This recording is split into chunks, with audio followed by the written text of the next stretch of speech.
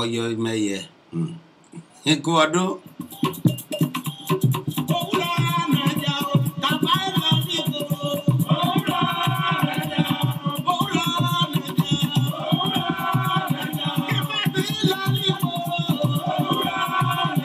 Bale, una eja, ya yo jije ni ya kayo ni ko le be. Bo.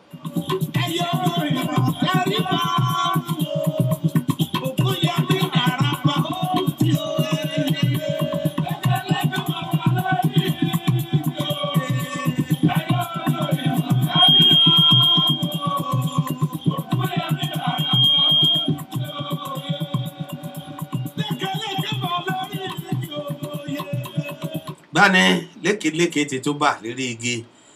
kété ẹyẹ kété kan tó mórí balẹ̀ ihun.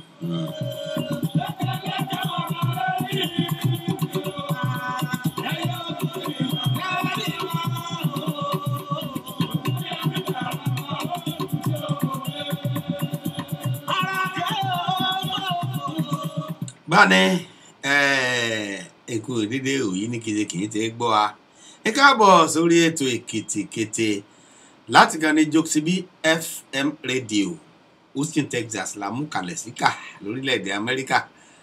Ibẹ̀ láti rí dábẹ́ ẹ̀dọ́ka ẹ̀rọ bówè kété àgbáyé kan dé ìgbà ní kété. Ẹyọ kan ní ọ̀kan nílé yìí èyí àìṣe lè yẹrí wẹ́sọ ní báyìí ṣe ìyálà lóru ẹ̀sọ ní báyìí ṣe. Jẹ́ ń gbé sókè dẹ́ sí ikú ọdún jẹ́ ètè jáde yẹn nìtàn àbí tọ́kì ní ipa. Àbẹ́ màlúù ní bàbá yóò bá mọ̀ ṣe lọ olúkálùkù ní mọ̀ ṣe tẹ nítọdún èyí àìṣe lẹ́rẹ̀ẹ́ olùwọ́rìn pẹ́já bá ṣe yà lẹ̀ ẹ̀ bá ṣe tí olùrí ti yé wọn ẹ̀ bá ṣe yíkè yára lórí ọjà náà nípa jẹ́ ń gbé sókè.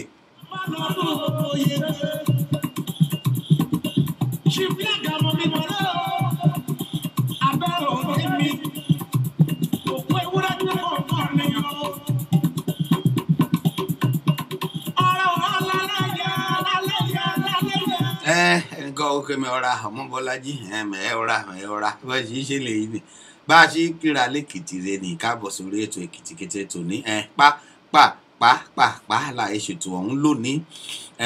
omi lámù ní rẹpẹtẹ ní rẹbutu lónìí dáadáa ni àmọ́ bá ṣàbámi ni ẹ̀wọ̀ ṣẹ́kọ̀ alágbàṣètò wẹ́rẹ́wẹ́rẹ́ ni àdàrà ẹ̀ ṣe wẹ́rẹ́ bá ṣe bá ẹ̀jẹ̀ mi kọ́kọ́ kí a wá kú oríire ti kérésìmesì kẹ́ lọ nìkẹ́ bá a láyé kẹ́ bá a láàyè kí lè tún bá a nínú ààyè dáadáa láyé ọ̀rá rẹ̀ ẹnu mi dùn ọ̀rá mi yá ń gbé ní sókè.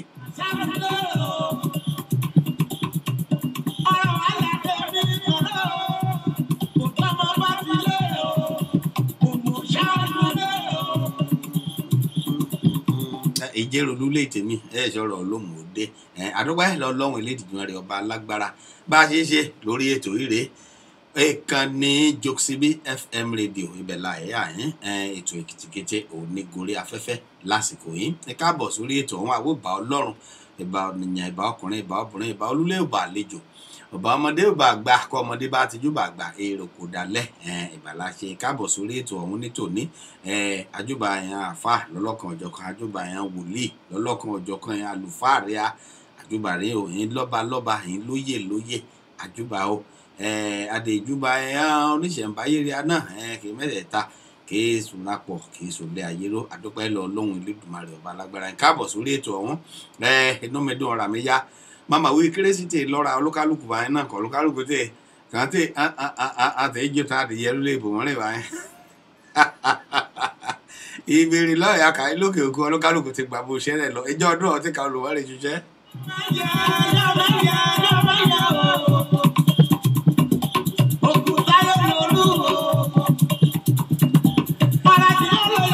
bá a ṣe rí lókè òkúrẹ́ ni kò ṣe kò jẹ ní níbi ẹ̀dàbọ̀ ọ̀rọ̀ ọ̀gọ́ta èyí wà láàrú wa pé èsùrú rẹ̀ ní aká ọ̀dọ̀ rẹ̀ níbi yìí o.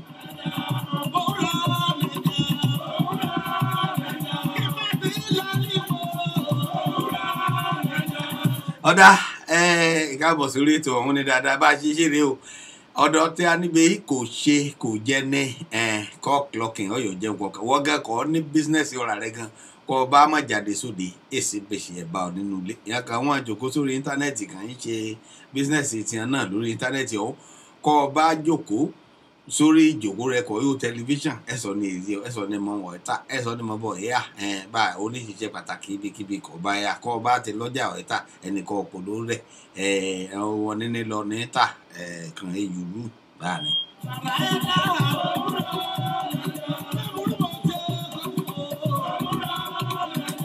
báni òun náà ẹja káàbá ẹ lọ lígboro òun náà ẹja ní lágbára Elédùmarè ewu rere òun náà ẹja lórí ọ̀rọ̀ rẹ̀ a torí òun rere ní ẹ̀bá òun dáadáa òun àjèjẹ òun ké so òun ké gíríkì òun ké gbáskì bá àṣà ẹ̀ ọmọ Nàìjíríà lọ òun ké gbáskì ní àṣà ẹ̀ ké tó lóde rí ni.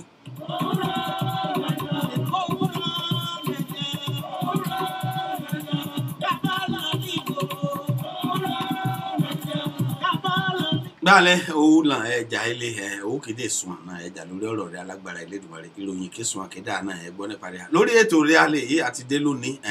bá a lè ṣe iṣẹ́ dé ó ti jí ẹ̀ka àjọ iṣẹ́ anílòrò ẹ̀nà bá a iṣẹ́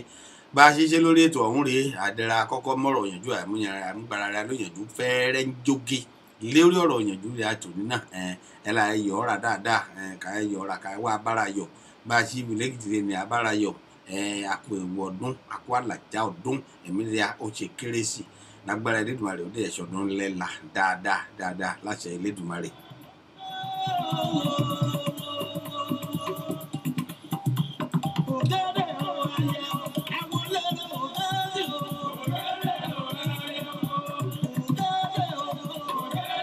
báàlẹ̀ kí n ó léwúre kí n móge sí ògèdè ẹ̀yẹ ire ni bá a ṣe ṣe lórí ètò ire nìyẹn orúkọ tèmi ọmọ Bọ́lájí ọmọ Akọ́láwọlé ni èmi lọmọ ẹlẹ́rẹ́ fífún láṣà kì í fúnbọ̀ kín ọ̀pọ̀ àgbòṣòwò ẹ̀bọ ọmúṣọ ọ̀rọ̀kùn kojúṣe mọ́ àgbòsanra nadu ọmọ olódìjẹrò abẹnimẹ́múni ọmọ òkínní kan dánìkan sí bàbá akílẹ̀ nìkan lè ṣe ọmọ ara òyìnbó ládókun ejòrè èwo lọ káàbọ̀ sórí ètò mi dáadáa lónìí.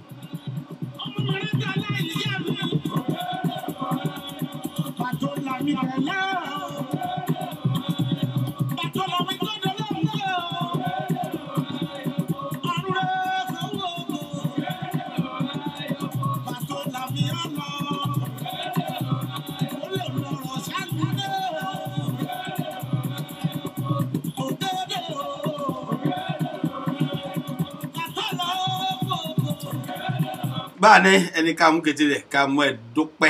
ẹ dúpẹ́ lọ Ọlọ́run Elédùmarè ọba alágbára ọba kẹdà kéwé ká ẹ láyé kéwé ká ẹ láàyè ká dẹ láàyè ọ̀rá rẹ̀ lásìkò ayé adúpẹ́ lọ Ọlọ́run Elédùmarè kí mi mú kí kábíyèsí rẹ̀ níjẹ̀rò ayé àbárẹ̀ dáadáa àbárẹ̀ His Royal Highness Adébáyọ̀ àkábíyèsí o àjẹrò èmi náà máa ṣí fìlà o lórí adé o àbárẹ̀ dáadáa ìṣeré o òní ẹ̀sán lágbára Elédùmarè ìyẹn pẹ́ lórí oyè ọ̀hún kọrin dáadáa ni ìyẹn pẹ́ bẹ́ẹ̀ pẹ́pẹ́ ti pẹ́ lulẹ̀ àárọ̀ ni adé ẹ̀pẹ́ lórí bàtà ẹ̀pẹ́ lọ́sẹ̀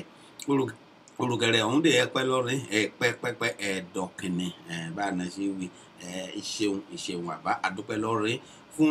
àtìlẹ́yìn ní kété ní pàpà ẹ̀yà ṣe lọ́dún yìí kìí lọ dẹ̀dẹ̀dẹ̀ yín 2018 àṣà festival rẹ̀ àmọ́mẹ́yìn ni mo dúpẹ́ lọ́wọ́ àbámi dáadáa mọ́dé mẹ́yìn náà mo tún mú kékeré èèyàn kàn bá mi ọ̀hún kàn bá mi á síbẹ̀ tètè mo dúpẹ́ lọ́wọ́ àbárẹ̀ dáadáa ọ̀bádùn láti Èkìtì náà ni náà ti bá mi á síbi mọ́dé mẹ́yìn náà mo tún mú dúpẹ́ lọ́wọ́ àbárẹ̀ dáadáa alára of Aramako èèyàn náà á síbẹ̀ aṣàlejò rẹ̀ èèyàn náà ọdún méje dáadáa àṣe yàyà mẹ́fà níbẹ̀ inú mi dùn ọ̀rà mi yá mo dúpẹ́ lọ́rìn náà inú mi dùn dáadáa adétúmí náà àtúmọ̀ dúpẹ́ lọ́wọ́ àbámi èèyàn náà á síbi kí a ti ṣe ti Ìjẹ̀rò Descendants ti Texas èyí àṣe ní patiri àkàkọ́kọ́ mú lọ́lẹ̀ pa á Olúkòrò ọ̀fìnkòrò Èkìtì inú mi dùn ọ̀rà mi yá mo dúpẹ́ lọ́wọ́ àbámi náà àkú dìde inú àìsàn ọ̀pọ̀lọpọ̀ rẹ̀ láṣẹ Elédùmarè inú rẹ̀ dùn ọ̀rà rẹ̀ yá bá ti bá wọn náà láti bá wọn láṣẹ Elédùmarè nínú ìhónú ọ̀rọ̀ náà àlàáfíà là bá wọn láṣẹ náà jẹ́mi méjì kí mi mú ẹ dúpẹ́ lọ́wọ́ olúkálùkù kété àbámi dáadáa kàn yọjú sí alúgbẹ̀ náà kàn dáadáa kàn jẹ́ mú sí àánú kàn jẹ́mi gbé sókè dẹ́.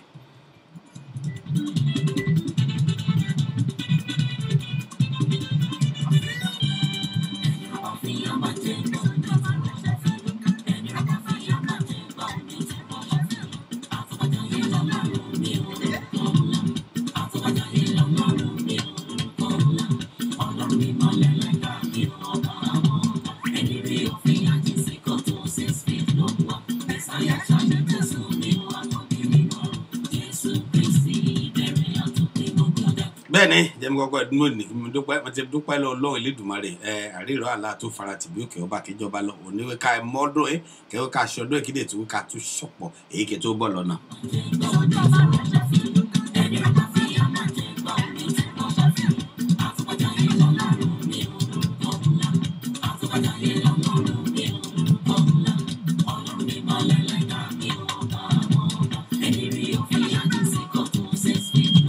Májèwíbá mi ètò tòní ìrìlà ìmúṣe dáadáa kà ẹ mú dúpẹ́ lọ́ọ́ Elédùmarè kà ẹ mú yín kété yẹn kàn rán lọ kété yẹn kàn sọ nígbọ́ ètò ní pàtàkì nílé òkàn nílé iṣẹ́ Jokesibi bí FM rédíò níbi àti kété yẹn kàn rán lọ kàn dé tu ṣùgbàrẹ́à kàn bá gbogbo àwọn sókè kàn jẹ ga dáadáa kẹ Ọlọ́run Elédùmarè dé ẹ̀ràn lọ́nà lórí ọ̀rọ̀ àṣà festival èyí àṣe lógbẹ̀ẹ́ nínú kàn déje yá kété rẹ̀ náà kéèyè sílẹ̀ àdọ́pẹ́ lọ́wọ́ Elédùmarè ọba alágbára débi tó gbé sókè dẹ̀ sí.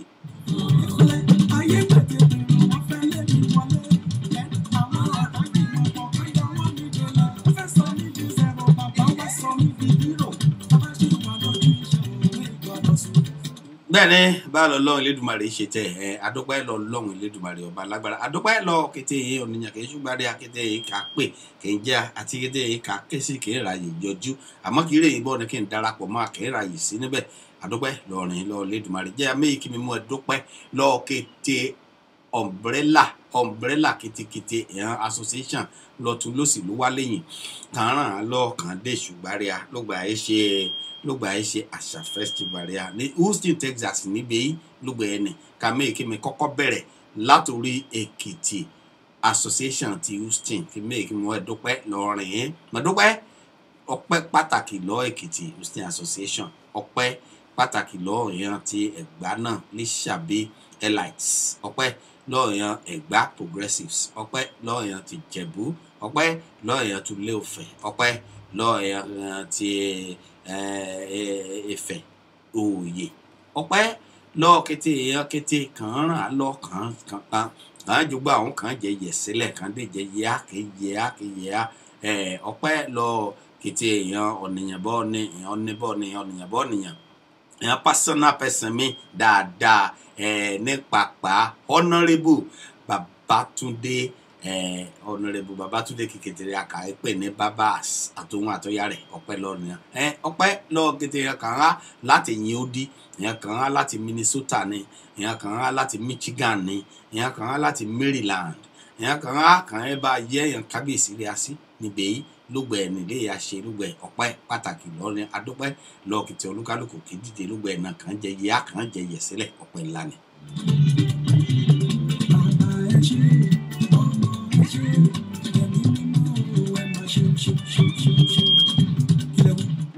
bẹ́ẹ̀ni mi ṣe dúpẹ́ lọkìtì kan dìde kàn jẹ yá kàn jẹ yẹsílẹ̀ báà ni mi dúpẹ́ olórin rẹ̀ ọjọ́ èèyàn kan dìde láti ọ̀nìyàn ọ̀rẹ́ mi dáadáa Pastor Taiwo Ayétótó àti Nàìjíríà ní tí bẹ́ẹ̀ kábíyèsí àná ṣe aláti Nàìjíríà lòun náà ti dé kéèké ṣùgbàrẹ̀ láti Nàìjíríà kò náà á sì bẹ́ inú mi dùn ọ̀rà mi yá ọ̀ṣẹ̀rẹ̀ àbá ẹ̀yẹ́ mínísírì rẹ̀ dàwó láṣẹ Elédùmarè.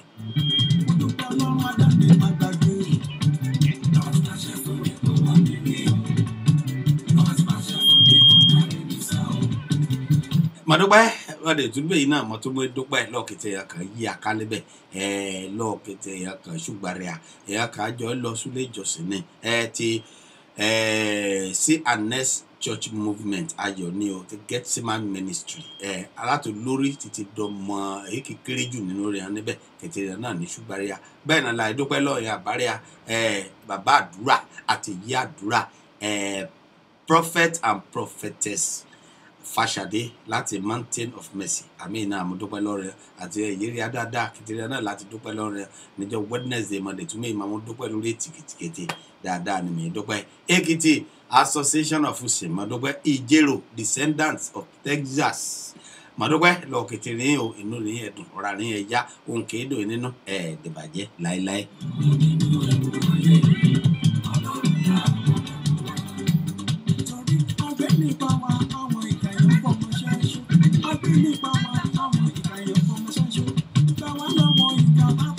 bẹ́ẹ̀ni kàmí nìka dètúmọ̀ ẹ̀dúpẹ́ lọ èèyàn onígbọ̀ọ́ èèyàn kan ṣègbọ́ ètò rẹ̀ lọ́lọ́kan ọjọ́ kan lólé òṣẹ́ rẹ̀ lólé òṣẹ́ ti Jokesibi FM radio níbi kàmí kàmọ́ ẹ̀dúpẹ́ lọ́wọ́ A&M African Stores lórí Beach Nut àmì ní àmúdúpẹ́ lọ́rin ọlọ́run ẹ̀rìn lọ adètúmọ̀ èèyàn tó mú dúpẹ́ lọ Lékan Ọlálékan ìrà ní ṣe gudugudu méje ṣe yàyà mẹ́fà lulẹ̀ òṣẹ́ yẹn ni olè òṣẹ́ rẹ̀ níbẹ̀ ni ọmọ pé olè òṣẹ́ kẹ́ bá máa ń lu pòlò ọjà ẹ̀sìn bá ṣe yọ survive rẹ̀ àmọ́ àdúpẹ́ wọ̀nyí rà ní àìríyàn ní gbogbo gbà lẹ́yẹ Yorùbá bá ṣe ìjẹ́rò jẹ́bi náà pòlò ọjà rẹ̀ sórí afẹ́fẹ́ kí gbèrò rẹ̀ kí yọ ọmọwé bí mi ṣe wí náà bá a ní ṣe rí lórí ètò rẹ̀ níbẹ̀ èèyàn gangan ní ṣùgbọ́n ètò yìí kan dé ṣùgbọ́n rẹ̀ yẹ́mi gbé sókè kí n bá mi gbúrò rẹ̀ dáadáa ẹ̀mí bọ̀. When you need a brand new car or when you want a pre-owned car of different brand, look no further. Call 832-807-3581. Lekan Olalekan, the floor manager at Stalin McCall Toyota Center, will get you a good deal. Walk in and ask for Lekan Olalekan at the front desk. See him and get the unbeatable deal on new and used cars. 2 years tire rotation, bumper to bumper, up to 36,000 miles. 2 years free oil change and full service care. Lekon or Lalekon is the only one that can get you the best deal at Sterling McCall Toyota Center, 9400 Southwest Freeway, Houston, Texas 77074, or email him at lageshin@sterlingmccalltoyota.com. Call him on 832-807-3581. Lekon or Lalekon, Eniba Mona La Tele. Whether you have a bad or good credits, call him now and you surely love the deal. tó nǹkan bọ̀ padà sórí ètò ọ̀hún ìyẹn kì í ṣùgbà ètò rẹ̀ òun ní gbèrò ní Lékan Ọlálékan òun ní floor manager rẹ̀ ní Sterling McCall Toyota ní orílẹ̀-èdè ní Houston níbi orílẹ̀-èdè Amẹ́ríkà ni o èèyàn ní tí ó pẹ̀lú rẹ̀ kan ṣùgbà rẹ̀ èèyàn ní ṣùgbọ́ ètò rẹ̀ lọ́lọ́kan ọ̀jọ̀kan níbi èèyàn níjẹ̀tò ọ̀hún kan jẹ́ mẹ́hẹ̀ èèyàn gan níjà èyí ká mọ́rọ̀ níkọ̀ọ̀kan àti hàn kíkó àti kété yìí kì í jó lólùfẹ́ rẹ̀ lórí ètò Èkìtì kété náà nínú rẹ̀ adùn lọ́ra rẹ̀ yá adé yìí wípé wò ìṣeun ìkó àlàjá ọdún rẹ̀ ìkó ọdún ìkó yèdún ọdún ọ̀hún ìyàbọ̀ wọn láṣẹ Elédùmarè kété rẹ̀ náà la ẹ̀ṣọ́ ọdúnmọ́dún lágbára Elédùmarè inú rẹ̀ ẹ̀dùn ọ̀ra rẹ̀ yá nínú ìhó nínú ọ̀rọ̀ nínú àlàáfíà la ẹ̀ṣọ́ ọdún ọ̀hún lágbára Ọlọ́run káàbọ̀ sórí ètò Èkìtì kété mi tòní mo ti wí abala rẹ̀ ní tòní ẹ̀la ẹ̀mú kíkẹ́tẹ̀ ẹ̀hán olólùfẹ́ rẹ̀ káyẹ̀mú bá yọ̀ káyẹ̀mú kẹwọ́ kó ọdún bí ṣe gbọ́ mi lórí ètò ọ̀hún báàná láǹfààní yà ìyọ́ ké sí mi lórí ètò yìí kí a kó ọdún kí ọ̀nìyàn rẹ̀ náà kó ọdún kéde kí hàn kí bá tún rè yín náà bí ṣe rè é olùmọ́rìn yà wáyé kọ́ ọ bá kí ọ̀nìyàn rẹ̀ níbi kìtà báyà lórí ètò yìí bọ́ ṣe gbọ́ mi báyìí báàná ẹ̀ gbọ́ live wò lọ ké sí hàn lórí ètò ìyọ́ ké sí mi lórí ètò ọ̀hún ìké sí mi lórí 832-6795889 ìyọ́ ké sí mi lórí 346-400-9821 346-400-9821 346-400-9821 kéde tí yọ̀ ké sí mi lójú òpó kejìkì tó ọ̀nà òkúlu yín 281-406-8830 281-406-8830 bẹ́ẹ̀ bá ṣe ké sí mi náà bá a ní mi hàn pọ́npọ́n lẹ́sẹ̀kẹsẹ̀ ní méje délẹ̀ ẹ̀rọ bẹ́ẹ̀ bá ṣe ké sí mi bá a ní mi gbé lẹ́sẹ̀kẹsẹ̀ yìí ń gbé ìsókè kí n gbèrò rẹ̀.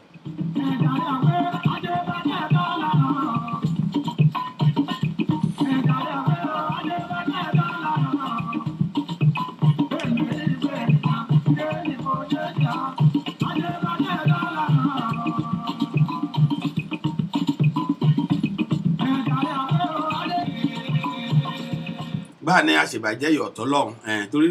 lójú àmọ̀kòkò bíi kí ilẹ̀kẹ́ dámọ̀ ní lójú ẹlẹ́ran lójú alápàtà bí kan kẹrẹkẹ wọ ìpàdé rẹ̀ lábàtí ọ̀lẹ́ adúpẹ́ Ọlọ́run Elédùmarè àbọ̀ Ọlọ́run èṣètì àlọ́ ní kí erí burúkú kọ̀ọ̀dún ọ̀hún sí dé àdèdúpẹ́ bá a ṣe bẹ̀rẹ̀ ọdún ọ̀hún náà láyọ̀ náà ní lọ sópin inú ayọ̀ ìdùnnú àlàáfíà láyà bí ṣe darapọ̀ mọ́ mi lórí ètò bá ní mi rí níbẹ̀ ni o èyí mi dáadáa ọpẹ́ Olúṣayọ̀ mọ́rí níbẹ̀ ni káàbọ̀ sórí ètò mi dáadáa Yusuf Bashiru Olúwaṣeun mọ́rí ọ níbẹ̀ ni káàbọ̀ sórí ètò ọ̀hún Ẹ̀san Ìdòwú Olúṣọlá mọ́rí ọ káàbọ̀ sórí ètò Èkìtì kété Akíngbẹ̀yìn Olúwatọ́ba káàbọ̀ sórí ètò Èkìtì kété inú mi dùn ọ̀rà mi yá o Bàdà Àyìnlá Kẹ́hìndé káàbọ̀ sórí ètò mi o Ẹ̀san Ìdòwú long time bẹ́ẹ̀ ni o àkókò wa náà àdẹ̀rà adé wẹ́rẹ́ àìṣe wẹ́rẹ́ ni àdúpẹ́ lọ Ọlọ́run Elédùmarè ìmọ̀ bínú àwòkú jìnnà sí lẹ́yìn náà ìmọ̀ jìnnà sí aláṣẹ Elédùmarè àyẹ̀túbọ̀ pẹ́wọ́n aládágbára Ọlọ́run ìmọ̀ bínú sí mi wọ́n long time màtúndé ni yeye mistura asunramu mọ̀rí oníbẹ̀ ni dáadáa èjì mi dáadáa fàlẹ́ olómi ní tamẹ́ríkà káàbọ̀ sórí ètò Èkìtì kété tó ní ọ̀rọ̀ àyàn kan ṣùgbọ́n rẹ̀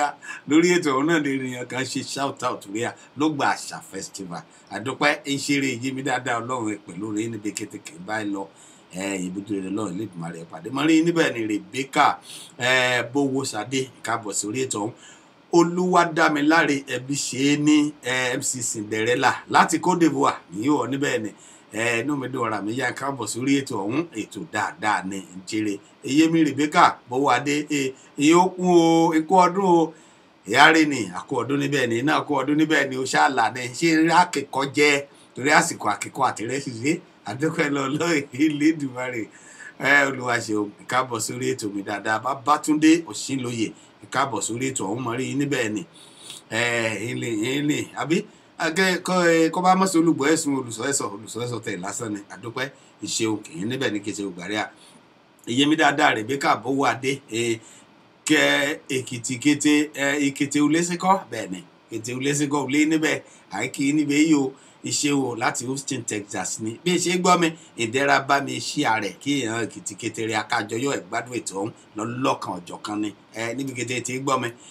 inú mi dùn ọ̀rà mi yá káàbọ̀ sórí ètò ọ̀hún ètò tó ní ẹsẹ̀ jọ wẹ́wẹ́ níbẹ̀ àjọ ìjó dáadáa ìgbádùn rẹ̀ ni mi rí níbẹ̀ ni Abdullahi Ọlá káàbọ̀ sórí ètò Èkìtì kété mi àbámi dáadáa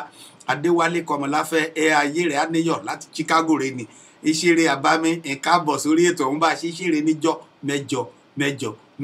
2019 àdè lọ sí ìhun tó ẹlẹ́kẹ̀ǹkà ẹlẹ́gbà kan jọrin lọ kẹtẹrẹ́dẹ́ dùgbẹ́gbẹ́ ẹ̀kan sí láṣẹ Elédùmarè amẹ́yìn ìdánilójú Àyàngbẹ̀sán Olúwaṣẹ́gun mọ̀rí ọ níbẹ̀ ni o ìkáàbọ̀ sórí ètò mi dáadáa Rachel Abọ́láńlé mọ̀rí níbẹ̀ ni you welcome to this program ìkáàbọ̀ sórí ètò ọ̀hún Olúkẹ́mi Ọdúnlámì Ọmọlá ìkáàbọ̀ sórí ètò ọ̀hún ètò Èkìtì kété ni lókàn ní Jokesibi FM radio abami dáadáa Yẹmí Àtàtà Olúwamọdúpẹ́ Àìná orí abami yóò gbé ọ ọwí dáadáa náà ọwíire Èkìtì lọ́sọ́ ọ̀yẹ̀bọ̀ ọ̀tà gidi bẹ́ẹ̀ ni.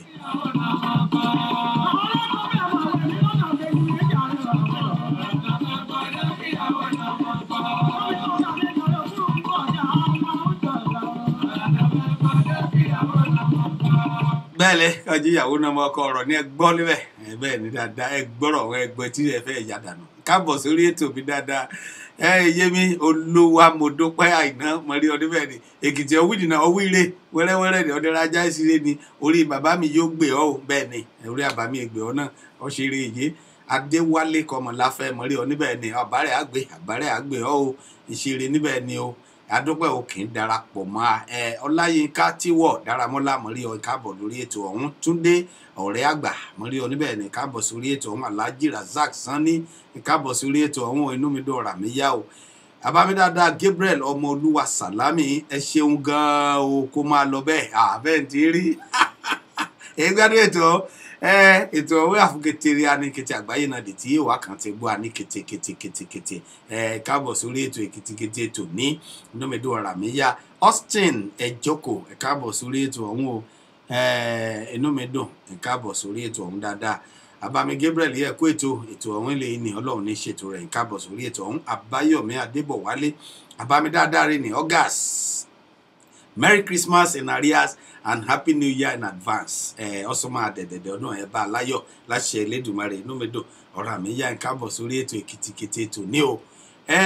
mọ̀rí níbẹ̀ ni o Phillips Ṣónẹ́yẹ mọ̀rí ọ níbẹ̀ ni inú mi dùn ọ̀rọ̀ àmì yá o kò ti kérésì ọ̀hún pọ̀pọ̀ ṣìṣin kérésì tí lọ́ra ní wílí lologo ń jí lọ́kọ́ àdọ̀rẹ́ aníbẹ̀ yìí o kò ṣe kò jẹ́ ní Olórí Ọmọlára Tẹ́jú Oṣó olórí dáadáa ìkógbà ògbórí Yẹmí dáadáa inú mi dùn ọ̀rà mi yá o káàbọ̀ àbámisíkọ́ níbẹ̀ o ṣàlàáfíà ní ṣe inú rí ẹ̀dùn ọ̀rà rí ẹ̀ yá o ìyẹn rí yẹn jẹ láṣẹ Elédùmarè inú àlàáfíà ní ẹ̀ṣọ́dún mo rí ọ níbẹ̀ ní Afúyẹ́ Sunday mi dúpẹ́ o káàbọ̀ sórí ètò Èkìtì kété o ìkógbà ògbórí o Phillips Ṣónẹ́yẹ ẹ̀kú Èkìtì kété o jàre Èkìtì kété dá ọ lóhùn o àkó ètò Èkìtì kété níbẹ̀ àbámi Gabriel ọmọ Olúwa Sàlámì láti ìlú Parakou ní Benin Republic àdúpẹ́ darapọ̀ máa ń ṣe wọn káàbọ̀ sórí ètò Èkìtì kété rẹ̀ lókàn ní Jokesibi FM radio ìgbé ìlà tẹ́ káàtẹ́ dábẹ́ dùn àìrọ̀ bówè kékeré àgbáyé kàìgbọ́ ní kétékété ẹni ìtàn ẹni Ọláwálé káàbọ̀ sórí ètò ọ̀hún Wálé Àjànàkú káàbọ̀ àbámi dáadáa iṣẹ́ oníbẹ̀ ni mo rí yé o Ẹ̀sán Ìdòwú Olúṣọlá Èkìtì kété o ìyáre lágbára Elédùmarè ìjẹ́mìrántí orí àbámẹ́nìkéwé ẹ̀dàbọ̀ káríbú bí a ti ṣẹlẹ̀ oríire ní oríire àbámi Gabriel ọmọ Olúwa Sàlámì wòlíì Gabriel ọmọ Olúwa ló ń ké yín o ẹ ṣeun ẹ kú ètò mo gbádùn ètò tí ètò náà ni lágbára Elédùmarè ètò ni àbámi wòlíì Gabriel Ọmọolúwa bá a ṣiṣẹ́ níjọ́ mẹ́jọ lè yí òyìn darapọ̀ máa kájọ gbádùn rẹ̀ ètò Èkìtìkété ní ìṣeun inú mi dùn ọ̀rà mi yá o ẹ káàbọ̀ sórí ètò ọ̀hún Joseph Babájídé Ìjíyẹmí ìṣeun ìkógbà ogbóríà lórí ètò Èkìtìkété ẹ káàbọ̀ sórí ètò ọ̀hún Gabriel Ọmọolúwa àmì ò bẹ́ẹ̀ ni láti Elédùmarè aṣọdún àṣẹrẹ mọ́rin ni ọdọọdún láìrórógbó ọdọọdún láìrọ́mọbì lórí àtẹ àbámi dáadáa Ṣẹ́gun Adébọ̀tẹ̀ mọ́ríyìn káàbọ̀ sórí ètò ọ̀hún lágbára Elédùmarè inú rẹ̀ àìdùn ọ̀rá rẹ̀ àìyá ẹ káàbọ̀ sórí ètò ọ̀hún o ìyá náà akínyìn lórí ètò rẹ̀ anígbé yìí náà jẹ́mi gbé sáfẹ́fẹ́ kí n gbèrò rẹ̀ ìyá náà ṣe pẹ̀lẹ́ akínyìn fọ́dún ní dáadáa jẹ́mi gbé sókè kí n gbèrò mi. We wanna wish you a Merry Christmas. We wanna wish you a Merry Christmas. We wanna wish you a Merry Christmas from the bottom of our heart. Àdúgbò lọ́wọ́ lọ́wọ́ ìgbàlódé lágbára ọmọọba láti January títí di December lọ́lọ́ tó ṣọ́ wa wá tó fẹ́ rí kérésì tó tún rí kérésì tí ó tún rọ́dún tuntun àdúgbò lọ́wọ́ lọ́wọ́ àdúgbò lọ́wọ́ Ọlọ́run ọba àti ẹ̀dúgbò lọ́wọ́ gbogbo ẹ̀yìn ẹ̀yìn wákàtí láìsí ẹ̀yin kò sí àwa báwo tó ìbá sí olùgbọ́ àwọn tá à ń sọ báwo la ṣe fẹ́ sọ àṣọ lásán náà ìgbà tá kì í ṣe àsọ̀rọ̀ lágbèsì adúpẹ́ fún gbogbo ìfẹ́ tẹ́ ẹ fi wọ̀n wá láti January di wákàtí yìí láti Joseph FM radio èmi ọmọọba Joseph bíi ẹmọ pọlọpọ mi ò ní padà kò lè ní padà òun kí ni pé ẹ ṣeun gan ni ẹ kú ìfẹ́ I really love you all. àdúpẹ́ ọmọ Bọ́lájí ọmọ Akọ́láwọlé ni ẹ jẹ́ bọ́ pé ẹ ṣeun tẹ́ darapọ̀ mọ́ wa ẹ ṣeun ìfẹ́ tẹ́ ní sí iléeṣẹ́ yìí Ọlọ́run Olódùmarè ó máa nífẹ̀ẹ́ yìí náà nínú owó nínú ọrọ̀ nínú àlàáfíà nínú àṣeyọrí àṣeyege òun lẹ́ẹ̀mọ̀ ṣe ọdún lọ́dọọdún nítorí ọdọọdún láàárọ̀ mọ̀ rí àti àsìmọ̀ ríra àwọn bá nínú ọdún ni ẹ mọ̀ gbọ́ wa àwa náà sì máa bá yín láṣẹ Elédùmarè jẹ́ láti jó sí bí FM radio máa wípé Merry Christmas Happy New Year.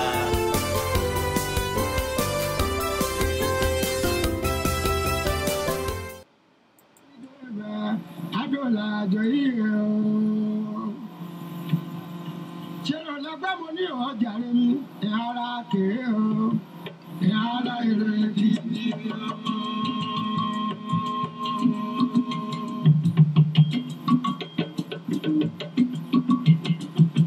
Ìhara kéré o. Ìhara èrè títí. Ìhara èrè títí ayé ilé títí bá. Adọ́làjọ yìí o.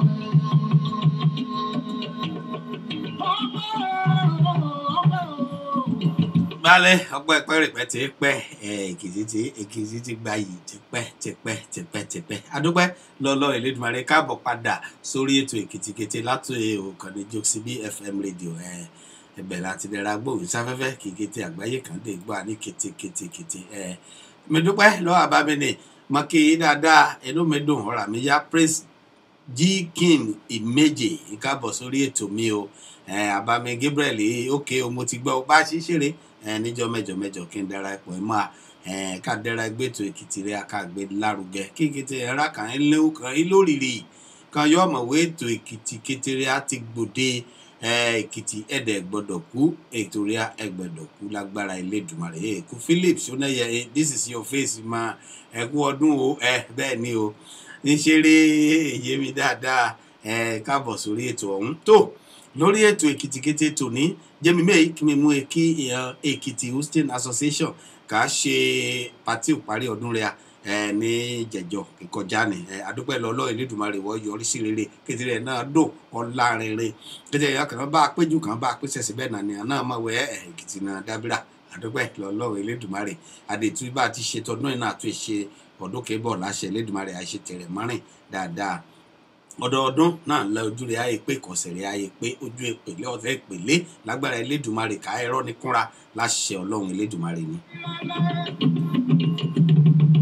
Olúwa ní ṣe bẹ́ẹ̀ náà àdúpẹ́ o.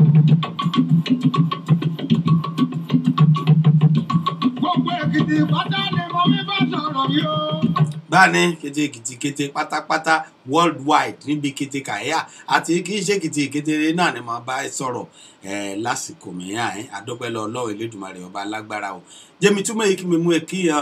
members Ìjẹ̀rò descendants ti Texas kàgbára ẹ̀dì fún pàtí òpin ọdún tí a lálẹ́ kí mi mú ẹ kí àbárẹ̀ dáadáa olóríire àbámi Elder Ògúndélé kí mi mẹ́ẹ̀ni kí mi dé mú ẹ kí ògbákejì rẹ̀ èyemi dáadáa èyemi Mrs. Ògúnlẹ̀yẹ kí mi mú ẹ kí wá kó palẹ̀ mọ́ pàtí ìtàlẹ́ òní bá jọba Ìjẹ̀rò ọba aṣọmọ Èkìtì náà èsùn jọ darapọ̀ máa amẹ́yà mú kéésì kété ọlọ́kálùkù rẹ̀ darapọ̀ máa lónìí ní bá ti ṣe ní West Timer ní Houston lónìí ni yẹsí ìgbà lálejò lónìí gan àwọn ibi dáadáa àbòmí dáadáa ọ̀nà ayẹyẹ ọ̀nà òyì ni èmi kọ́kọ́ gbórí sókè náà mẹ́bọ̀. ògbìgbò ẹrù pọ̀ ojúbọ kàkà wọn bọ ọ̀nà gbòdì ìjìnlẹ̀ ní rẹ̀. báni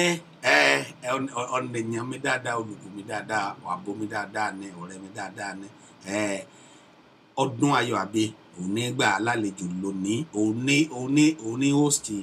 end of year party rẹ̀ Ìjẹ̀rò descendants of Texas lágbára Elédùmarè bẹ́ẹ̀ mìíràn ti ṣètọ́dún ẹ̀yọ́ tó ṣètò rẹ̀ mọ́rin lágbára Ọlọ́run nínú ewu nínú ọ̀rọ̀ náà àlàáfíà ní ti èmi ó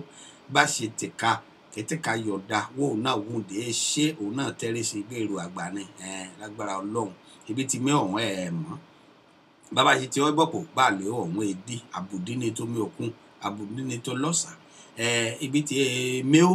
èlé ọ̀hún èdè àbùdí níbẹ̀ bàbá ṣe mú ọ̀pọ̀lọpọ̀ lọ́wọ́ ẹ̀mú ẹ̀rọ pòun bá ṣe tẹ̀ka wọ́n ẹ̀gbà lálejò lẹ́rẹ̀ẹ́ àti kété ọ̀rẹ́ àtọ́júlùmọ̀ kà á ṣùgbà rẹ̀ lágbára Elédùmarè náà ọ̀nà ẹ̀ẹ̀tàn lọ́ọ̀rìà láṣẹ Elédùmarè. Ọlọ́run rẹ̀ mú ẹ̀. Tẹ́tẹ́lẹ́à náà la ké sí lónìí kété bá gbá níbi kété báyà ẹsẹ̀ bẹ̀yà kì í jìnnà sí Houston o òṣèjú mélòó Houston jìnnà bẹ́ẹ̀ ká lọ láàárọ̀ kàdé lálẹ́ àti kété ọ̀rẹ́ rẹ̀ èké ní San Antonio ni èké ní Austin ni èké bá ní Dallas darapọ̀ máa lónìí àti bí kiri ẹ̀kọ́ kọ́ bá ti jọmọ Ìjẹ̀rò darapọ̀ máa níbẹ̀ náà kájọ jẹ gbádùn rẹ̀ kájọ jẹ gbádùn ti òpin ọdún òní ni ní West Timer ní Houston Texas lónìí lágbára Elédùmarè jẹ́mi tún gbé sókè ká gbádùn rẹ̀ sí.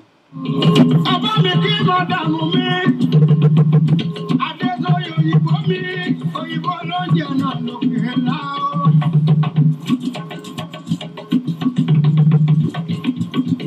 ọba yẹn lọ́mọ dàdúgbò rẹ̀ lọ ṣe. O inú rẹ̀ adùn ọ̀rá rẹ̀ á yá lágbára Elédùmarè bá ṣe ṣètọ́dún ẹ̀ náà ẹ̀ṣẹ̀rẹ̀ mọ́rin láṣẹ Ọlọ́run jẹ́mi mú ikí hàn members nínú ẹgbẹ́ ọ̀hún Ìjẹ̀rò descendants ti Texas kí mi mú ikí secretary ọ̀hún Professor Àfọlábí mọ̀mọ́ yìí ni mo mú kí ọ náà ọkọ̀ ọdún ọkọ̀ ìyèdùn kẹtẹrẹ aná lájọ ìpéjú ṣètẹ̀rẹ̀ mọ́rin láṣẹ Elédùmarè adètò ẹ̀ pàdé lálẹ́ òní lágbára Ọlọ́run ẹ̀mí rẹ̀ kì í ṣe tọdún yẹn ṣe tẹ̀rẹ̀ mọ́rin lágbára Ọlọ́run jẹ́mi mú kí mi mú tó eke èyí rẹ̀ akápò rẹ̀ dáadáa princess rẹ̀ arẹ́ ni mísí la sábà yìí pé ẹ̀wọ̀ yẹ mi sí mísí Wellington àlùfáà kàmú èké ọ̀wọ́ náà ọkọ̀ àṣeyẹ ọdún o kékeré náà láì kí ọ akọ àṣeyẹ ọdún láti Jokes BFM radio àìnáà kí ọ níbẹ̀ yìí o akọ àṣeyẹ ọdún wọn náà pẹ̀lú ìrànkà àjọ gbàṣà festival alárugẹ inú mẹ́dùn ọ̀rà mi yá ọ̀rọ̀ ni ló tì ọ́ wọn náà ìpàdé aláàánú ọmọ rẹ̀ pàdé aláàánú láṣẹ Elédùmarè ọkọ àlàjá ọdún ọdún rẹ̀ yàbọ̀ wọn aláṣẹ Elédùmarè bá ṣí ọlọ́kankan ni ó ti dọ́dọ̀ rẹ̀ ìkúlẹ̀ rẹ̀ alẹ́ yà káàbẹ̀rẹ̀ sí jayé ọ̀ká ẹ̀jẹ̀ káralẹ̀ bẹ́ẹ̀ ni àbámi wíri ni. lẹ́yìn bàbá wa kọ́ ti mí jayé ẹ̀ka rẹ̀ mi kẹlẹ́ rẹ̀.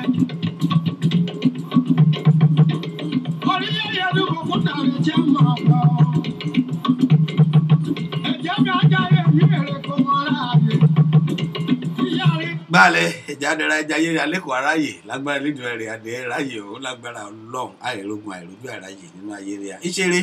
ọ̀nìyàn mi ọ̀kà lọ́ra ẹ̀yàn ké kájọ gbóhùn sáfẹ́fẹ́ lulẹ̀ iṣẹ́ Jokesibi FM rédíò níbi òun náà ké sí ó kí kété ìran èrò ó kí kété ìran olólùfẹ́ ilé iṣẹ́ náà wá kó àlàjá ọdún jẹ́mi gbé sáfẹ́fẹ́ kí n tún gbèrò rẹ̀ ní wẹ́rẹ́ ń jógí ní bọ̀. ọdún yìí mo bá wọn ṣe o ọdún yìí mo bá wọn ṣe o ọdún ayọ̀ ọdún yìí mo bá wọn ṣe o. èyí la fi ń kí láti lè ṣe rédíò alálùbáríkà yìí Jokesibi FM rédíò Olúwadámiláre Ẹbíṣe ní lórúkọ mi olóòtú ètò fàájì extra tẹ́ ẹ máa ń gbọ́ yẹn ẹ wò ọdún ayọ̀ láṣẹ lágbára Ọlọ́run we wish you Merry Christmas and prosperous New Year. mo gbọ́dọ̀ ẹ jẹ́ gbọ́ àwọn nǹkan tó kù mí báyìí.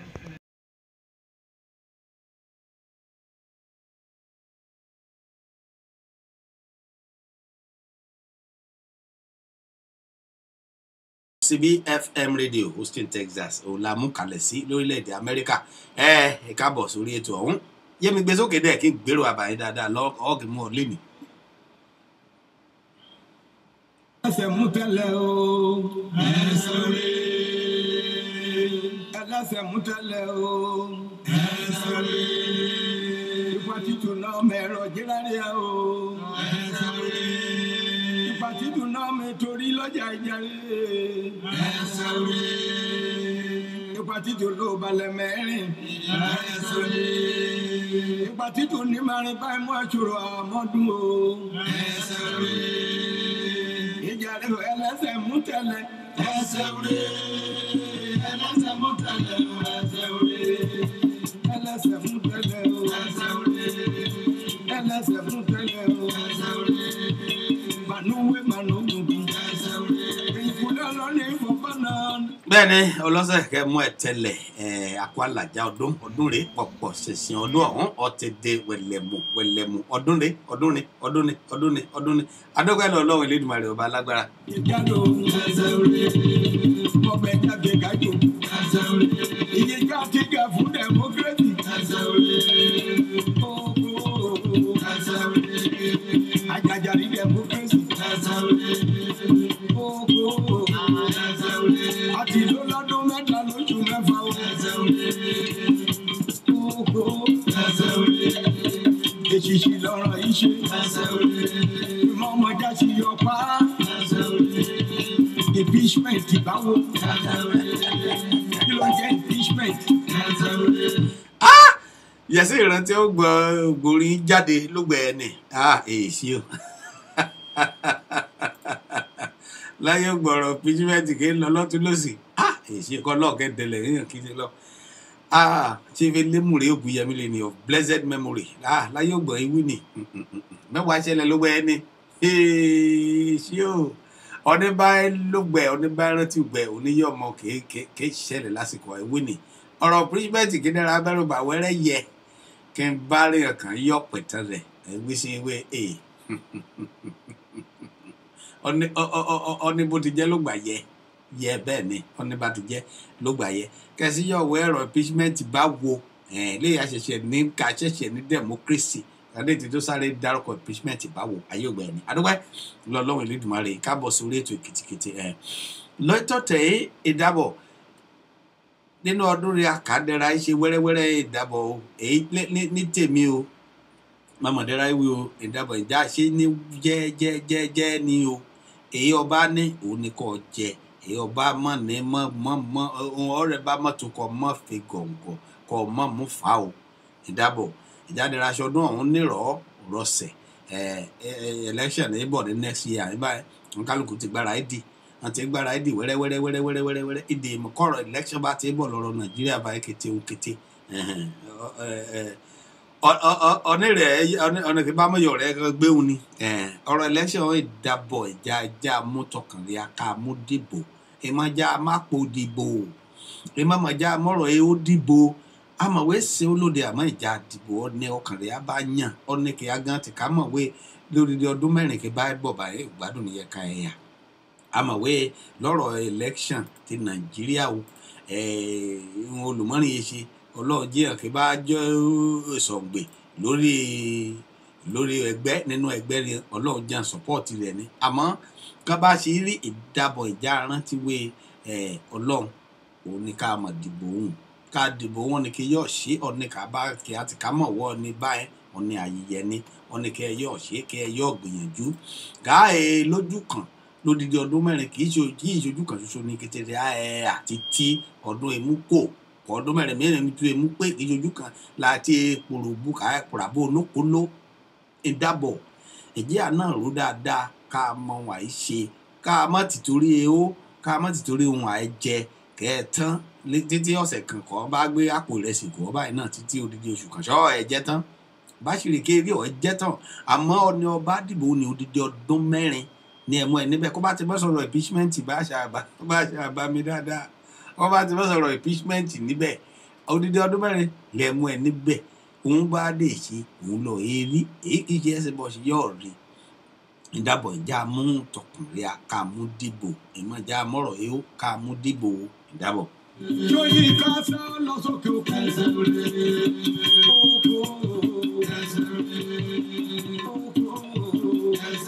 Bàbá yá ti lọ́wọ́ jájájá sí. Ìdábọ̀ ìjẹ́yà náà ká mọ̀wé ohun àbá ìṣe ká ṣe tọkàntọkàn ọkàn ní ká mú ṣe ká mọ̀mọ́ ti torí wọn mú 5,000 mú 3,000 kò wá mú 2,000 kò wá mú 10,000 ikú wọn níbẹ̀ ni 10,000 ọ̀hún ẹ̀yọ̀ oṣù kan lọ́ọ̀rẹ́ ló gbọ́ báyìí kọ́ bájọ́ ní mọ́tò gbọ́ báyìí rí ipò báyìí kọ́ báyìí mọ́ oṣù kúrú kọ́ mọ́ kìí lọ lọ́rọ̀ àwọn ògbẹ́ báyìí dọ́ ọ̀sán kan báyìí ṣe jíjà àbí kí bá dalẹ̀ kọ́ ọwọ́ ẹ̀ jẹ́ onígbàwẹ́ 10,000 mú díjálẹ̀ àmọ́ ní mú 10,000 kọ́ ní odidi ọdún mẹ́rin ní tì níbẹ̀ kọ́ bá aṣọ ni kì í yọ̀ ṣe ni wọ́n ti ká lọ ké sí síbẹ̀ èsù wọn yọ̀ ṣe sí ó tún di ọdún mẹ́rin òní kọ́ sí yọ̀ wẹ́ sí bá a mọ́ àmọ́ ìwọ ti ká náà kọ́ gbé òkọ́ owó ṣọ ní kájú wọn kọ́ bá mọ̀ ká olùmọ́rìn lára yẹn kan bá jọ context ẹ̀ o má ti torí wẹ́ ẹ̀ yọ ni kàn kéde dọ́dọ̀ rẹ àmọ́ ìwọ ti ká mọ̀ wọ́n ní kéde dọ́dọ̀ rẹ ni èsù wọn ṣe má ti torí wẹ́ ó mú ṣe ń jì sí ọ lápò kọ́wọ́ lọ ìdìbò kẹrùn bá jẹ ojú ètì ojú kejì ni odidi ọdún mẹ́rin lè mú tí o má jẹ mi tọ́ o odidi ọdún mẹ́rin lè mú tí kọ bá wọ ìpíjì rẹ̀ ká bá mọ ìpíjì rẹ̀ sí kọ́ òwò ti ká ní ní ẹgbẹ́ ní sí ọ̀rẹ́ ní sí dàgbẹ́ ẹ̀. Bẹ́ẹ̀ bá ti wí jáde, bàbá kọ́ ní kálukú wá ṣọ́ra rẹ̀ o. Ṣọ́ra ní làgbà, olórí àdúrí ní òkú. Ẹlẹ́sẹ̀ fún tẹ́lẹ̀ o. Ìyá rẹ̀ ẹlẹ́sẹ̀ fún tẹ́lẹ̀. Ẹlẹ́sẹ̀ fún tẹ́lẹ̀ o. Bẹ́ẹ̀ ni bí mi ṣe kí a wà kó palẹ̀ mọ́ ọdún tuntun ọ̀ṣàrà ọdún 2019 láṣẹ Elédùmarè ọdún àwọn ẹ̀bá aláyọ̀ lágbára Ọlọ́run nínú ehó nínú ọrọ̀ nínú àlàáfíà ìdùnnú àṣeyọrí àṣeyege òun la ìṣọdún ọ̀hún láṣẹ Ọlọ́run bí ṣe ọlé sórí ètò mi níbẹ̀ ni o àbámi dáadáa Ṣẹ́gun Adébọ̀tẹ̀ mọ̀ríọ̀ níbẹ̀ ni mọ̀ríọ̀ Olúwaṣeun Adéọlá mọ̀ríọ̀ níbẹ̀ ni káàbọ̀ sórí ètò ọ̀hún ìyìn okun o jàre yomi níbẹ̀ yìí o yóò ké sí mi lórí ètò yìí náà kí n wú sí mi ká jọ síra káàkiri àkó ọdún ọdẹ yóò ké sí mi lórí ètò kọ́ mú kí ọ̀nìyàn rẹ kọ́ ọwọ́ àkó ọdún àkó yèdún o níbi kété gbogbo kété àgbáyé náà ti gbọ́ ní kétékété bọ́ bá ṣe yí kí ọ lórí ètò yìí bá náà yìí gbọ́ ní màá bá yà káyọ̀ yọ̀ gbọ́ lóògbé ètò ọ̀hún bá tán àyè tó wà tó yọ̀ tó ètò ọ̀hún gbọ́ kàn yọ̀ kàn tó ẹ̀ mú tu gbọ́ òwò náà kọ́ bá ti ṣí ààrẹ kéké ọkíyàn ní kété ẹ̀ náà ẹ̀ gbọ́ níbi kété ọtí kíyàn 832 kọ́ dára ké sí mi lórí ètò ọ̀hún 846-400-9821 346-400-9821 ọ̀dẹ̀ tó yọ̀ ké sí mi lójú òpó kejì 281-406-8830 281-406-8830 ẹ̀kọ́ ọdún ẹ̀kọ́ palẹ̀mọ́ ọdún màmá kíyàn Èkìtì Houston Association Èkìtì ti Association Houston mọ̀kì ẹ̀kọ́ ọdún ẹ̀kọ́ yẹ̀dún ẹ̀yà ṣe ní particular kẹtìrìà náà ni mọ̀kí president ríà níbẹ̀ honourable Ṣọlá Àjàyí àti àǹtí mi dáadáa kẹ́sọ́ gbákejì rẹ̀ àǹtí mi dáadáa àǹtí mi Kẹ́mi Fálànà àdúpẹ́ ní kí yíyọ ẹ̀kọ́ ọdún ẹ̀kọ́ yẹ̀dún o àti kété ọmọ ẹgbẹ́ pátápátá Èkìtì Association ti Houston mọ̀kì ẹ̀kọ́ ọdún ẹ̀kọ́ yẹ̀dún o kété ọmọ Èkìtì kété níbi kété abáyà àti bí kété kété gbọ́mi kékeré o ẹ̀mẹ́rẹ́ àìṣe ọ̀pọ̀lọpọ̀ ọdún láyé ikú ọdún ikú yèdún mọ̀dé mi náà mo tún mú kí ọmọ ẹgbẹ́ ìjẹ́rò descendants ti Texas ní kí yín o kó palẹ̀ mọ́ pàtí alẹ́ òní kẹ́ bá gbọ́ mi kẹ́ bá ti yọ̀ ọ̀rọ̀jú kí n rápálá kí n débẹ̀ bá àṣà ọmọ rápálá ni kẹ́ bá ti yọ̀ rápálá kí n débẹ̀ jẹ dì lọ súlé láṣẹ Olódùmarè di jíjẹ bíbo very plenty.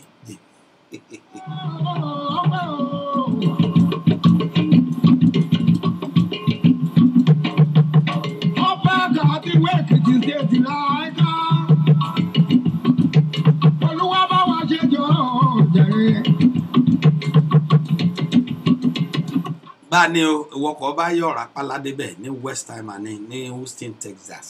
lórílẹ̀‐èdè Amẹ́ríkà níbẹ̀ bẹ́ẹ̀ láti ṣe 77036 àìníbẹ̀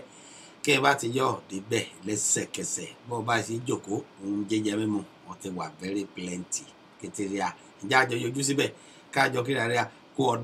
ọdún ni ẹ sọ̀rọ̀ palẹ̀mọ́ ọdún ti dé kékeré náà dé tìmọ̀ wá ti rọ́dún ọ̀hún láṣẹ Elédùmarè ń ẹ̀já rí Elédùmarè ẹ̀já ẹ̀ka lágbára Ọlọ́run ẹ̀ẹ̀kan ni kì yọ̀ kẹ̀kẹ́ kan á láṣẹ Ọlọ́run Ọlọ́run ẹ̀ bá dọ́mọ sí kékeré náà láì rí ṣe kékeré láì rí jẹ kékeré láì rí mu káì rí náà kàdé rí lò láṣẹ Elédùmarè. alákọ̀ọ́lẹ́ lọ́nà kọ́lé yà ọ́ àdúgbò ẹ̀kọ́. Báni o mo ṣe kí ìjẹ́rò descendants ti Houston bẹ́ẹ̀ ni mi kí ọmọ ẹgbẹ́ Yorùbá ní ti Houston níbẹ̀ EOY ẹ̀yàn ọmọ ẹgbẹ́ Yorùbá ní ti Houston níbẹ̀ president rẹ̀ Dr. Jayeola Makiyin lónìí o báàrí mọ̀dé kí secretary rẹ̀ níbẹ̀ Pastor Ayọ̀bámi mọ̀kí kékeré náà o àti kété ọmọ ẹgbẹ́ kíkù Yorùbá kété ọmọ ẹgbẹ́ kété ni mọ̀kí o lónìí àgbẹ̀ kété yẹn aṣíwájú rẹ̀ kété yẹn àgbà kété rẹ̀ ni mọ̀kí o lórí ètò yìí ẹ̀mẹ́rẹ́ akérọ́dún ètò ẹ̀rọ́dún kẹ́bọ̀ láṣẹ Elédùmarè ọdún ọ̀hún pàtì lè kẹ́sùn máa tó àmọ́ ẹ̀ ṣubú nínú rẹ̀ ká sí débẹ̀ o àdéhìí débẹ̀ pẹ̀lú ìdùnnú ayọ̀ àtàláfíà ní lágbára Elédùmarè kékeré alẹ́ ṣiṣẹ́ ọdún ní káyọ̀ ṣẹlẹ̀ mọ́rin láṣẹ Ọlọ́run lágbára Elédùmarè àṣejèrè òun ní tirẹ̀ lágbára Elédùmarè àdéhìí ọdún yà ṣẹlẹ̀ mọ́rin lágbára Ọlọ́run o mọ̀dé túmọ̀ yìí náà mọ̀ túmọ̀ kí èèyàn ẹgbẹ́ ti Jẹ̀bú ni èèyàn Tẹ̀gbá ni èèyàn ti Èkìtì ni ti Ifẹ̀ ni tọ̀yọ́ ni tí kékeré alẹ́gbẹ́jẹgbẹ́ tí ẹgbà náà pé oríṣiríṣi ẹgbẹ́ nílẹ̀ adókẹ́lẹ́ Ọlọ́run Elédùmarè àti kékeré olólùfẹ́ ètò rẹ̀ èèyàn olólùfẹ́ rẹ̀ lọ́lọ́kan ọ̀jọ̀kan mi dúpẹ́ lọ Elédùmarè kí mi sí ẹ lọ jẹ́mi sáré mú polówó ọjà sí àbí polówó ọjà òun láàgùn mo jẹ́mi nà sáfẹ́fẹ́ ká sáré mú polówó ọjà lọ́ọ̀kan ní pẹ́rẹ́ jógi ni èèyàn ní ṣòpolówó ètò yìí inú mi dùn ọ̀rà mi yá ọ̀dẹ́ Ọlọ́run tó bọ̀ gbé Ọlọ́run sókè ilé òṣèré rẹ̀ bàjẹ́ lágbára Ọlọ́run wájú ilé òṣèré rẹ̀ lọ jẹ́ mi gbé sókè lọ́ọ̀kan ká gbérò polówó ọjà mi ń bọ̀.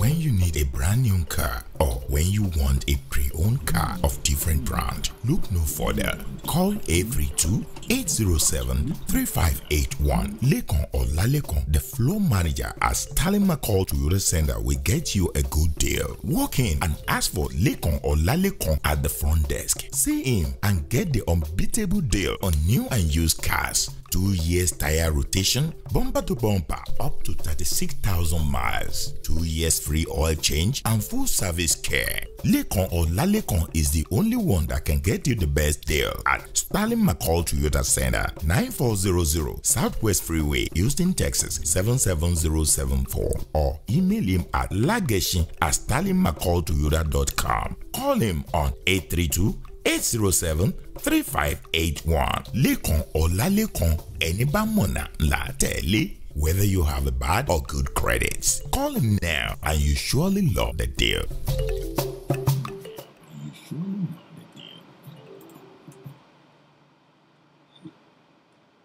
Káàbọ̀ padà sórí ètò Èkìtìkété látùkọ́ ní Jokesibi FM Radio Houston, Texas láyà lórílẹ̀‐èdè Amẹ́ríkà ibẹ̀ yìí láti dábẹ́ dùn káírọ̀ bówè ìkété àgbáyé kan dé ìgbà ní kété. Ọlọ́run ọba ògo má padà lẹ́yìn mi o ọ̀nìyàn kan bá ti lórí ẹ̀mẹ́ ìráre fèrè sọ́ṣà mi lọ́dùnmọ́re àyàn o.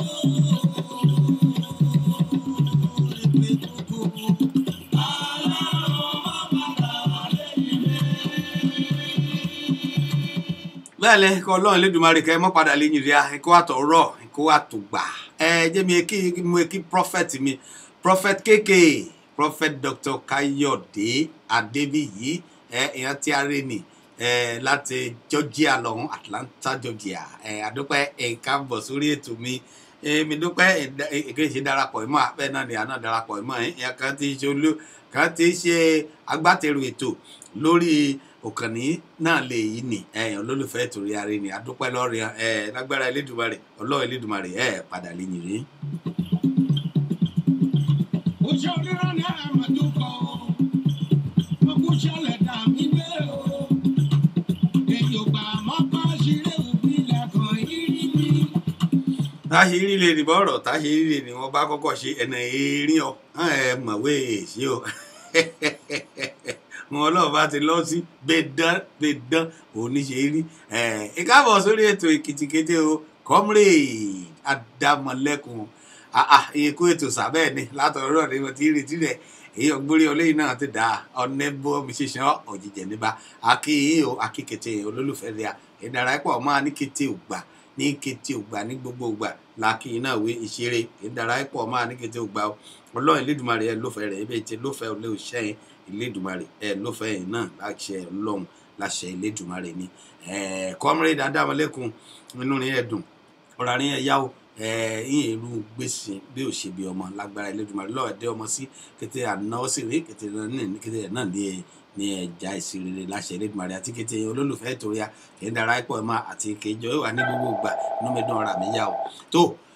ọkàn lọ́ra àyàn olólùfẹ́ rẹ̀ ní kéésì àyẹ́jẹ́mi gbé yìí ká gbèrò rẹ̀ dáadáa. ẹ mà kú dédé wòyí o. Hello sir. ẹ mà káàbọ̀ sórí ètò Èkìtì Kété oyè sí ìkéésí mi káàbọ̀ tí kéétì mi. Ẹ kú ètò. ìyá rèé o comrade rẹ ni. Comrade rẹ ni. Bẹ́ẹ̀ni sir. Comrade Adámọ̀lẹ́kùn Merry Christmas in arrears and Happy New Year in advance. Same to you sir. Nǹkan àlàjá ọdún ṣàlàáfíà ni. Bẹ́ẹ̀ni àlàáfíà gbogbo. Ètò ìlẹ́sìnkọ́ o. I really do appreciate Thank you, sir. Previous radio program yìí. Bẹ́ẹ̀ni. Kí ni bẹ̀ mo later ló ṣe ráyè so. Àdúpẹ́. Ẹ kú ètò. Àyáre ni kété ìlẹ́sìnkọ́ báwo ni kó palẹ̀mọ́ ọdún. Àlàáfíà ni sọ. Ọdún náà ẹ bá alálàáfíà láyọ̀ àtàlàáfíà lágbára Elédùmarè. Àmín. Kí bá lọ́ni fẹ́ kí n yọ̀ kí ẹ lórí ètò yìí àìgbọ́ ẹ bá níbi ṣe yá ni. Kí n kàn kí yín ni pé ẹ kú ètò Èkìtì orílẹ̀ Èkìtì àpè yìí. Àmín Èdùmarè ìṣeun. Ẹ wà lájọ ẹ gbàgbé ilé. Bẹ́ẹ̀ni. The strength of ancestors shall be with you. Amen. And all your efforts to let people know, about Ekiti people, and we are really happy to have you, sir. Thank you so much. And àwọn olórí náà, àwọn ìyá wọn ń bẹ̀rù pé báwa kí wọn náà àwọn ìyá tó ti dé. Màá jíṣẹ́ yín. Ẹ bá wa kí àwọn tí náà ń bẹ̀ yẹn o láṣẹ Elédùmarè. Ẹ̀mí wa tó wọ kán tó wọdún yìí lọ́ọ̀kan náà aṣọ́dún àwọ̀nú ẹ̀ láyọ̀ àtàlàáfíà. Ọlọ́run tọ́ta ń bẹ̀rù náà. Ọmọ bàbá.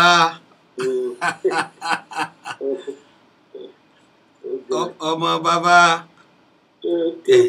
gbogbo Èkìtì nílé lóko lọ́nà ọjà. Bẹ́ẹ̀ni ó dà bẹ́ẹ̀. Wọ́n lé àtàwọn tó wà lájò. Bẹ́ẹ̀ni. Àníyàn nígbà tó fi ń pọ̀ lọ. Àmín Èdùmarè. Àní tẹjú ilẹ̀ múlẹ̀. Àṣẹ Ọlọ́run àṣẹ Elédùmarè. Gbogbo oore wa lórí mẹ́rẹ̀ẹ̀rin àgbáyé náà kó fi tẹ̀ wá lọ́wọ́. Àmín. Ọlọ́run á wọná níbẹ̀ jẹ́ bẹ́ẹ̀ ó sọ nínú Kùrán pé òun ni ọba kọ́ńfàyà tí wọ́n bá gbọ́ tó bá wí bẹ́ẹ̀ yóò sì rí bẹ́ẹ̀. Bẹ́ẹ̀ni. Òun ni ọba tó sì jọba ṣe. Òun ni àṣetò òun ni. Ó wá wọ lánàá àánú rẹ̀ Èkìtì náà kọ́nà bá wá ṣe ní ìlú tó jẹ́ pé gbogbo ọ̀dà kejì á tún máa wárí kàn ní. Àmín Elédùmarè. Àmín. Nàìjíríà náà lápapọ̀ ọlọ́run bá omi àlàáfíà omi ìrọ̀rùn kó bá wa rọ̀ sílẹ̀ Nàìjíríà. Àmín Elédùmarè. Bó ṣe ń le tẹrú tọmọ ló ń ké kíkan náà bá ìpè kíkan wà mú kúrò ní ẹ̀jẹ̀ wa ní ẹ̀já. Àmín. gbogbo bó ṣe máa dáa àwọn olórí ọlọ́run wá tọkàn wọn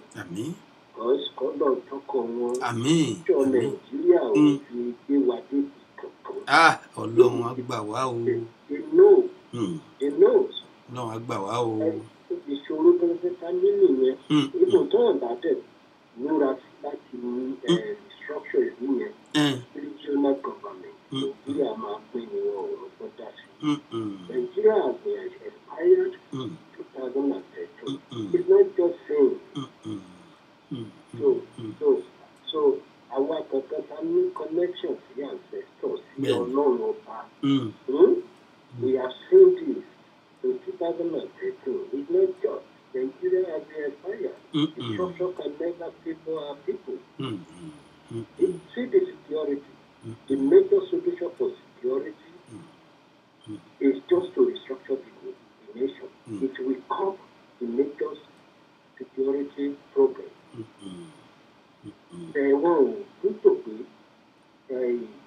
The nation is favoring one side. It's like I can say it's favoring the Fulani and the Hausa northern side. The northern side of the country. To happen from Yoruba or Igbo region to have a better future, just to restructure the nation. We are multi-ethnic nation. We are not like America. Even in America, what is happening in Texas, quite different from what is happening in Illinois, in Chicago area. So the issue states controls most of their resources. So they are not talking about issue states. I'm really talking about regional autonomous. So which is the major part of major solution to our problem. So ọlọ́run ọba náà ní ó máa fọwọ́ tọ́kàn àwọn tó ń darí. Àti pé àwọn èèyàn wa náà sì gbọ́dọ̀ change mindset wọn láti gbáradì. Wọ́n máa gbowó lọ́wọ́ àwọn olóṣèlú kan sì rẹ́dì láti sacrifice. Kan sì ìyà tó ń jẹ wọ́n lérò àrọ́mọdọ́mọ tó ń bọ̀ àtọmọ tó ń bílẹ̀ ìyá tó quadruple ló máa times 4 and still do a little witness now. So it's better we start as crash right now. Because everywhere you are, agriculture in them there, other resources in them there. People got that.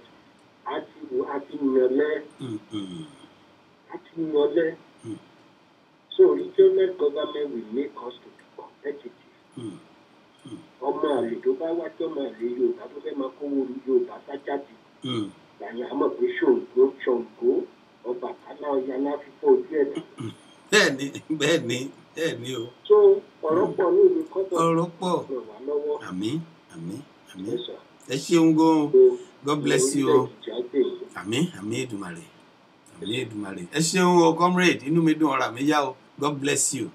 Ẹ ṣeun o, mo gbèrò rẹ lọ́dún ìmọ̀lẹ̀ tó gbèrò rẹ lọ́dún kébọ̀ láṣẹ Elédùmarè. Láṣẹ Elédùmarè kékeré aná lájọ ẹ̀ṣọ́dún ẹ̀ kádẹ́jọ ẹ̀ṣẹ̀rẹ̀ mọ́rin nínú ewu nínú ọ̀rọ̀ nínú àlàáfíà ìdùnnú àṣeyọrí àṣeyege ní lágbára Ọlọ́run. Ọ̀ṣẹ̀rẹ̀ comrade, inú mi dùn o. Have a blessed day and a new year in advance in Jesus' name o. Ẹ bá mi kí gbogbo ilé àti ọmọ o. Inú rẹ̀ á dùn o, ìṣeré o, ìṣeré.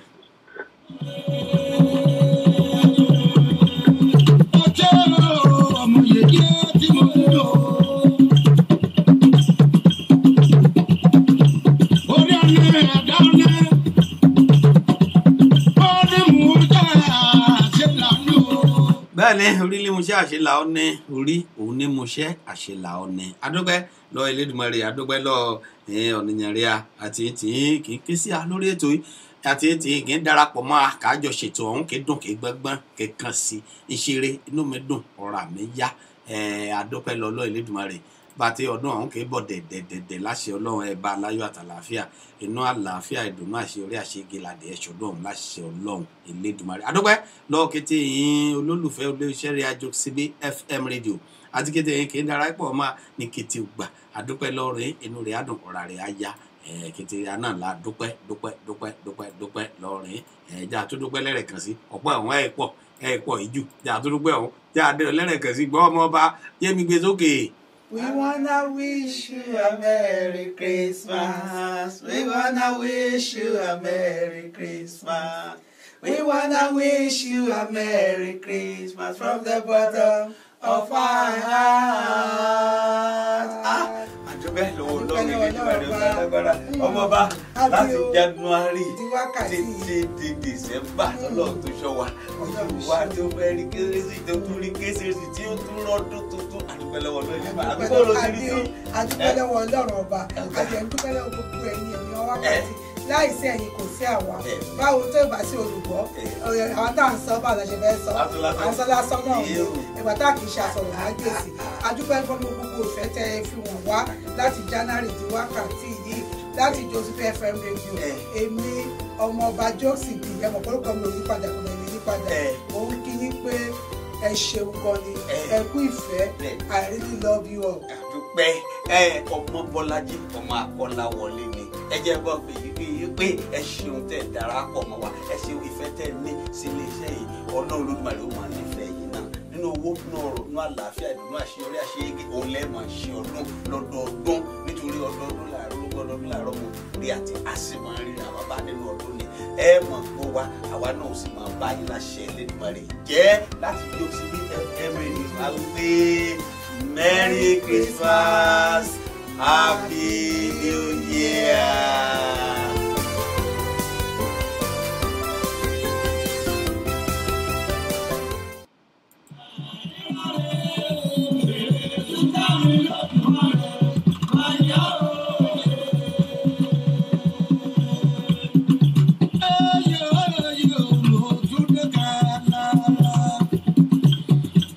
Bẹ́ẹ̀ni adúpẹ́ lọ Ọlọ́run Elédùmarè ọba alágbára kíkìtì èèyàn ọmọ Nàìjíríà wà kó ara fẹ́ra kù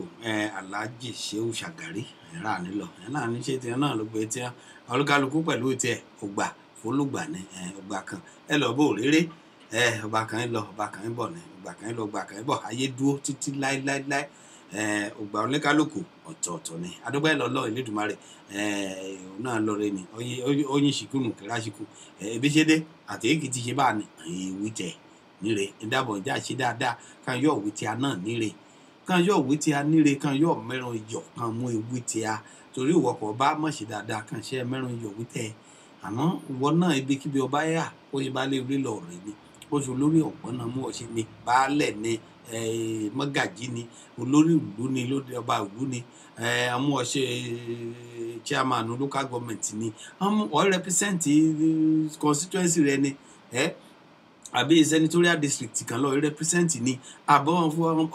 Ọlọ́run mú ọṣẹ gómìnà òpínlẹ̀ ibì kan ni àbọ̀ Ọlọ́run tó ẹbọ ọṣẹ ìwọ náà tó do lórí orílẹ̀-èdè ìjà ṣe dáadáa torí wọn abáṣe náà ní ráyè ìròyìn àwọn ọba kejì kò lófẹ́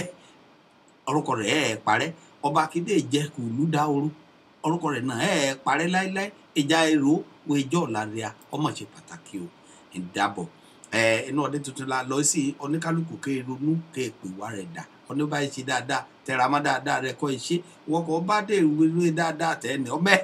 ìwọ náà túṣe kọ́ ṣe jọ̀jẹ́ ké dáadáa rẹ̀ kẹ́ yọ̀ sùn ẹ sọ ní yọ̀ tẹ́ ayé lọ́rùn àmọ́ jẹ́ráyé fún ọ 80% kankan yọ̀ fún ọ ní 100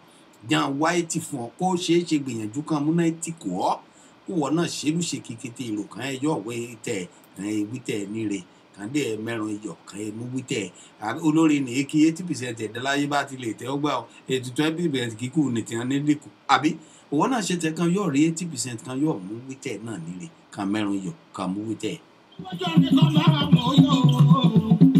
ọlọ́run tó mọ́ bàdà àlẹ́ yìí ni ó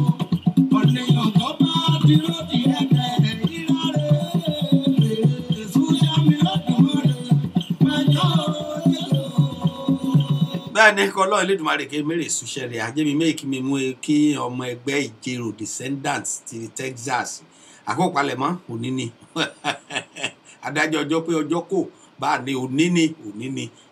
pàtí òpin ọdún ọ̀hún òní ni láṣẹ Elédùmarè ní Westheimer ní Houston Texas níbi ní zip code 77036 ni lágbára Elédùmarè Èkìtìrẹ alájọ ìpéjú sí èyí kì í bá ti láǹfààní ìyọjú sí a gètè òjèjẹ ní very plenty Èkìtìrẹ ní ìyọjú sí a níbẹ̀ ke ba ṣe ká jọ ṣe ke yodun oniyan la so ria ká bá ti ojú yín ká bá ti rí oniyan lora ria oniyan la so oniyan mo me ni mo kikete olukaluku re àti ke omi àti ke gbo mi àti bi ke ya kare ti gbo ètò yìí mamu kikete olólùfẹ́ ètò yìí àti kete oniyan ke gbo mi kete àgbáyé wọdún ayọ̀ òun la ṣe láṣẹ Elédùmarè Ọlọ́run Elédùmarè ẹja ṣọdún ayọ̀ ejuba lórí ètò yìí lónìí dùn kẹ́pọ̀ ṣókí lọ́bẹ̀ ogo ojú tí lodò ọmọ ẹyẹ tí ké nínú ilé ọ̀rẹ́ dàbí ríya báyìí náà ọdún ọdẹ lọ ojú tí lodò ọmọ ẹyẹ tí ké nínú ilé báyìí ọdẹdẹ alẹ́lẹ́ òhìhò àràdún àìbọn láṣẹ Elédùmarè alẹ́lẹ́ òhìhò alẹ́lẹ́ òhìhò jẹ́mi mẹ́ẹ̀kí mímú èké yemi dáadáa yemi ọ̀làdùn ní ọbaṣá ní New York láṣẹ Elédùmarè lórílẹ̀-èdè Amẹ́ríkà níbi main kí mímú èké wọ́n kó àlàjá ọdún ìyàbọ̀ wọn aláṣẹ Elédùmarè ẹ̀mẹ́rẹ́ àìrọ́dún dáadáa bá a ṣe ṣe ọdún àìṣe rẹ̀ mọ́rin láṣẹ Elédùmarè ni ọdọọdún láì lórúgbọ ọdọọdún máa rún lẹ́rà tẹ àdéhìrí nínú ọdún nínú èèwọ̀ nínú ọrọ̀ nínú àlàáfíà ìdùnnú àṣeyọrí àṣeyege òun náà là ẹ̀ṣọ́dún ọ̀hún láṣẹ Ọlọ́run Elédùmarè Ọlọ́run kì í ti máa rọ́dún ilẹ̀ tó máa rẹ́ pọ̀lọpọ̀ ọdún lágbára Ọlọ́run ìdábọ̀ jáde aṣọ́dún ọ̀hún ní wẹ̀lẹ̀mù kọ́dún ọ̀hún kẹjọ ọdún kékeré àná kájọ ẹ lálàáfíà kájọ lajú lórí Happy New Year láṣẹ Elédùmarè.